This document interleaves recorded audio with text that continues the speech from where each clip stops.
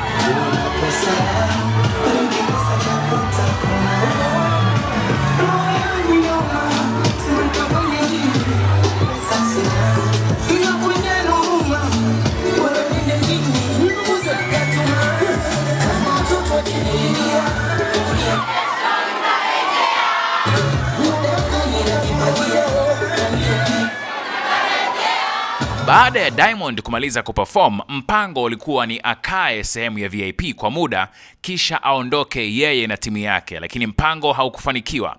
Mashabiki wenye kiu ya kuwa kwenye picha ya pamoja na Diamond hawakukubali kuishia tu kumuona Diamond kwa mbali, bali walitaka wapige picha pamoja.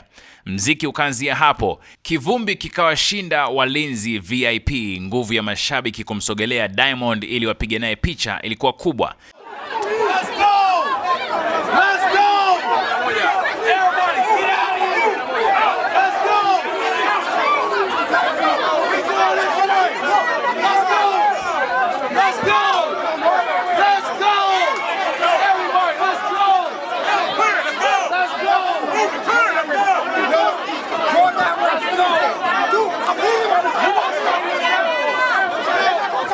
Pamoja na Diamond kuondoka kwenye klabu hiyo, mashabiki wakaendelea kumfuata na kuomba naye picha akiwa nje kwenye gari.